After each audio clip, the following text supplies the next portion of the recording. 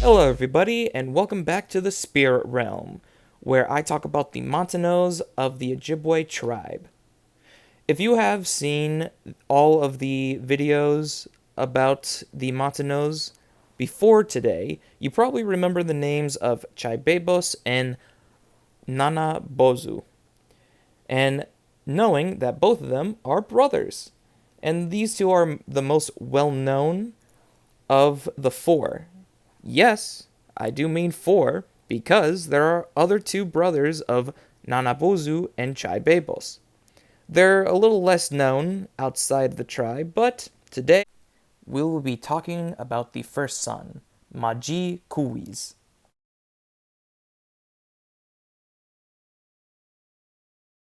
The name Maudjee-Kawiss is a fairly simple translation, a rough translation, but simple.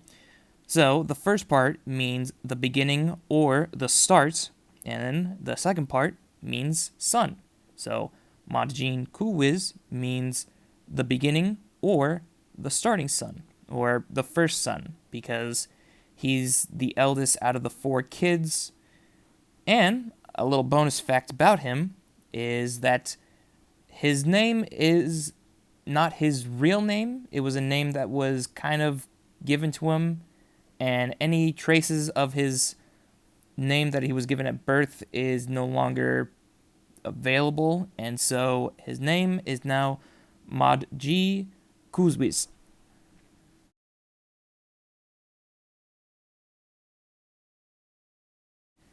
Not really much to say about his appearance besides that when he was a child, he was a very robust and lusty child, which just means that he was just strong and healthy.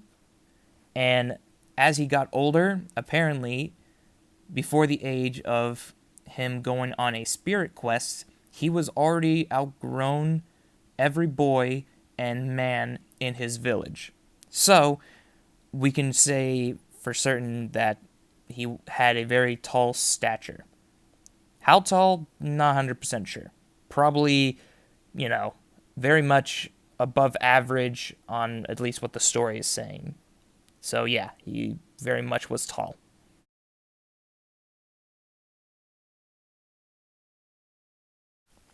The origins of Maudjee-Kawiss is fairly simple with a twist of strangeness. So, his mother was a human and his father was the Manitou of the West. Basically, he was the embodiment of the direction of West. But in any case, so that's not the strange part. It's the strange part of how his parents met, which I will explain now.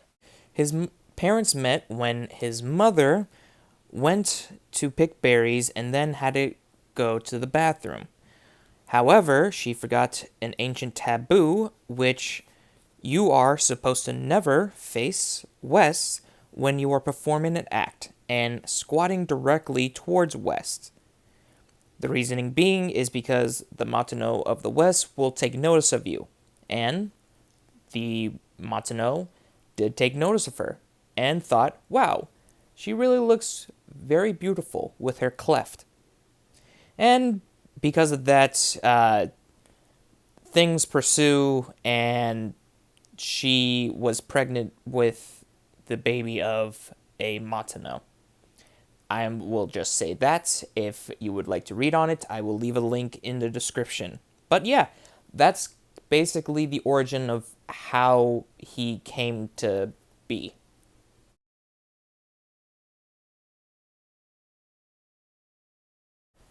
Maudjee-Kawiss is portrayed as someone who has great strength and great leadership, as he is supposed to be the representation of how the firstborn, either a man or a woman, must take responsibilities in greatfold since they are the firstborn. He also shows great strength as shown in the stories. He is an excellent hunter and a fantastic warrior.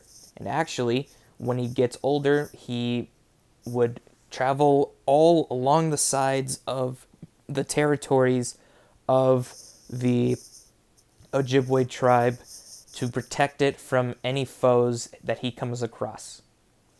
But before he would able to do that, he had to take the responsibility of his other brothers, or more specifically, one of his younger brothers, as he was the eldest. This goes again, taking the responsibility of the elders, as shown in his stories. He would have to watch his little brother like a hawk until he was about 3 years old, where he would stop holding his hand and have a little bit more free time to do his hunting and spending more time with his father. And it actually wasn't until his little brother was grown enough to where he could do things on his own, where he had the chance to go with his father and eventually become the protector of the territories of the tribe. And where his leadership skills come in is actually where he became the chieftain, or taken over the chieftain position for the Bear Nation. And that story kind of goes a little bit out, but I will maybe talk about it in another time. But to make a long story short, he went up north and saw the Bear Nation's people, talked with them, saw their sashes, and because of that, he decided to take it, and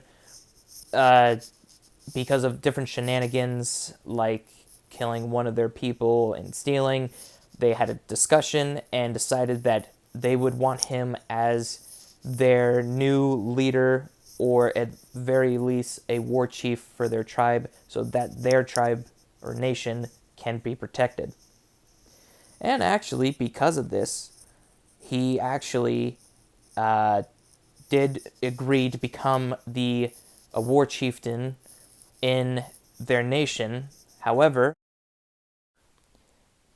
he first wanted to bring their sash over to his mother and his village so that they could understand what they're seeing, which the sashes were shown to carry recorded history through the symbols on the sashes themselves, which he convinced his village and essentially the Anishinaabeks to adopt this sash.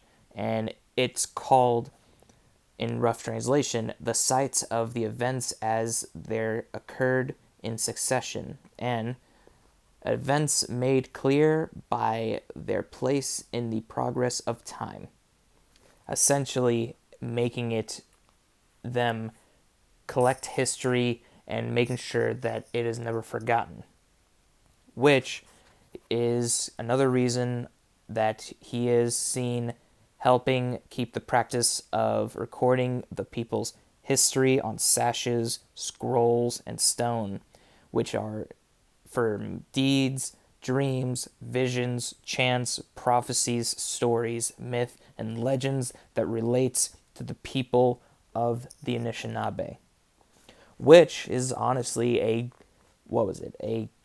very leader thing to have, and also many people see it as the eldest of siblings' duty to make sure that it keeps getting passed down and making sure that everything stays recorded as much as possible.